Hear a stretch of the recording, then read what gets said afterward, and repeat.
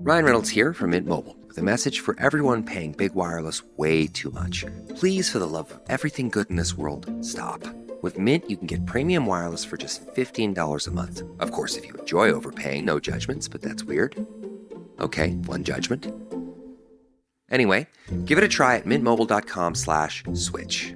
Upfront payment of $45 for 3-month plan, equivalent to $15 per month required. Intro rate first 3 months only, then full price plan options available. Taxes and fees extra. See full terms at mintmobile.com. Sunday morning. With us today is EPA Administrator Lee Zeldin. Has been doing a phenomenal job for our economy, saving the country so much money, saving companies so much money that I guess the economy is doing great. Well, Lee Zeldin, give us an update. Well, John, it's great to be on with you again. And yeah, I mean, a lot of great work coming out of EPA, just every day, every week, big announcements. Most recently, we just announced our new Water Reuse Action Plan 2.0. As industry grows and the AI and data center boom continues to ramp up, as energy capacity continues to increase, as we unleash energy dominance here in this country, one of the often forgotten topics is the need for water, and EPA has been really leaning into this aspect of the mission, and the water reuse is a key component of it. And not to be lost, even though that's how we ended the week, we started the week with a really big announcement at Floyd Bennett Field with the Williams Company, Secretary Burgum, Secretary Wright, and others, as we broke ground on the Nessie pipeline to deliver natural gas to up to 2.3 million downstate New York families. Long time coming, big win to increase that access to reliable, affordable energy. So, hitting it really on all fronts, increasing baseload power and that access to affordable energy, while also making sure that we're protecting the environment. That's how we're bookending the week.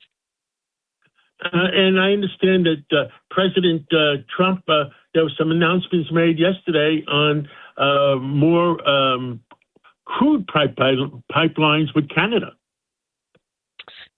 Yeah, the president has been really leaning into individual pipeline projects over the course of the 15 months since he's been sworn back into office. Enbridge has a pipeline around through the Great Lakes. It's been, again, another project that has been around for a long time, hasn't been punched over the finish line, and President Trump sees the benefits for actually getting these projects done, and he doesn't want to start these projects by the time he's leaving office. He wants to be able to get as far as along, if not completed. The Nessie pipeline will be done by the end of 2027, for example, and we're talking here about Enbridge in the Great Lakes. The president has been working on an LNG pipeline to run along the Trans-Alaska pipeline in Alaska. Transwestern has an over $5 billion expansion of a pipeline that is running through the Southwest U.S., and that list goes on. We tap into our energy supply so much better for the environment than so many other places around the world. And I remember serving on the House Foreign Affairs Committee when John Kerry, as climate czar, came in right after Joe Biden was sworn in as president. And he was posed a multiple choice question as there was a conversation going on about transporting this energy supply. And he was asked, what's best for the environment, sending it with truck, with train, with pipeline. He was given a whole bunch of choices, and without missing a beat, he said pipeline. If we're all on the same page, then why are we bending the knee to these far left activist groups that are trying to stop these pipeline projects? We should be building more of them, not less, and that results in less trucks on the road, and on many fronts, it's just better for the environment.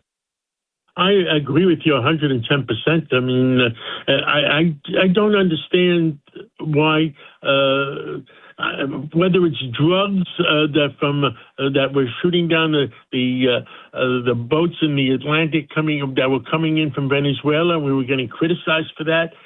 Whether it's pipelines, I mean, it's just crazy sometimes. We know each other a long time, and I know, We know each other from the Long Island.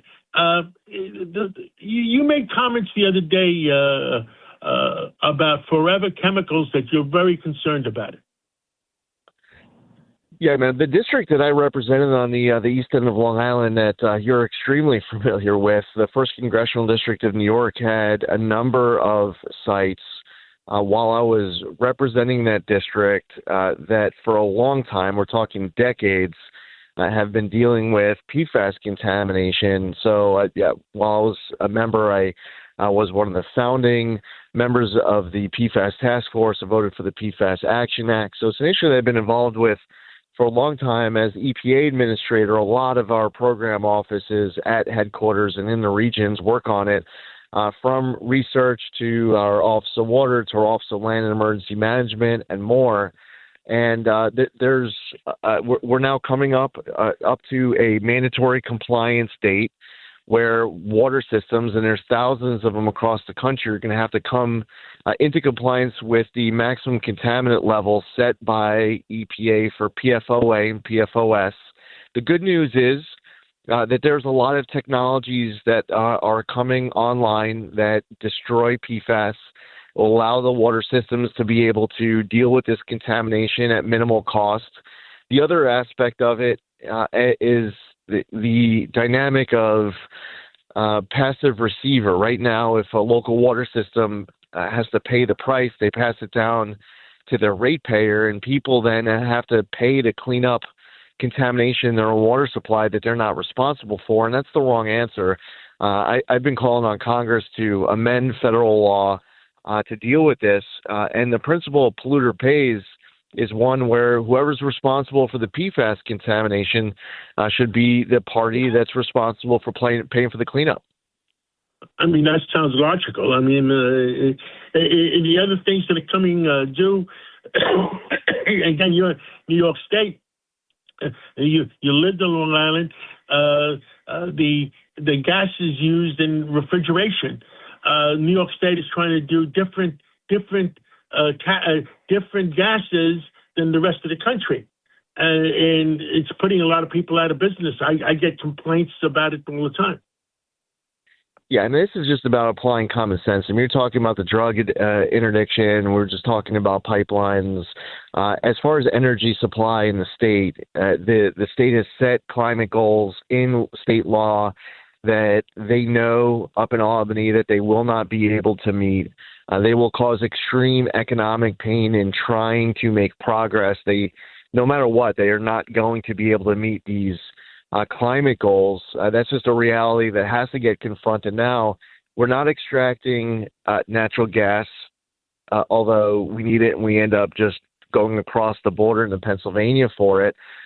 They've banned gas hookups into new construction. There's a lot of pipelines that they won't sign off on. Constitution Pipeline is a pipeline that's desperately needed, especially for millions of New Englanders, to deliver Pennsylvania natural gas into New York. And it's also good for redundancy. I mean, there's a lot of talk in Albany about intermittent sources like wind, for example, and that needs to be viewed for anyone who's advocating for it as an idea to add to energy capacity, not to substitute for baseload power. It's not reliable enough to do it. And a lot of aspects of energy policy in New York for many years have been heading in the wrong direction. And then, I have to always say it. It's never too late to fix them. And the fact is, we still have the supply.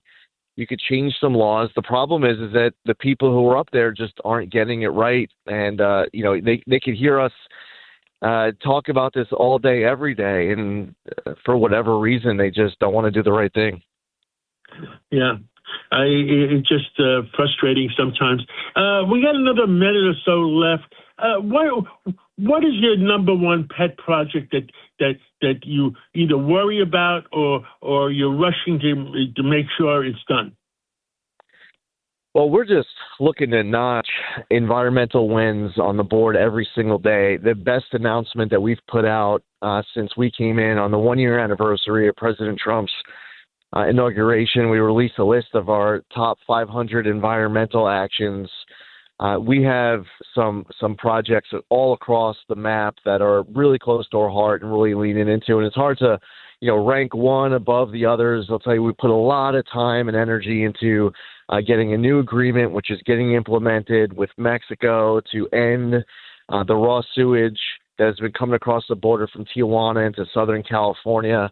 A bunch of Mexico side projects to be completed in 26, 27, and one in 28 that are all desperately needed. Been very involved in the rebuild in Los Angeles following those terrible wildfires of January of 2025. A lot of super fun sites all across the country that we're making great progress on. And so it's hard to rank one at the top of the list, but while we right-size the agency and we prove that we can both protect the environment and grow the economy, it's very important. We'll never lose sight of that core mission of protecting human health and the environment. And those environmental wins are the ones that we're most proud of. Well, EPA Administrator Lee Zeldin, thank you for everything you do. And I think you used the key words. The key words is protect the environment and make sure our economy goes in the right direction, and having common sense to be able to do both. And I think you've been doing that, and thank you for all Americans. Yeah, thanks a lot, John.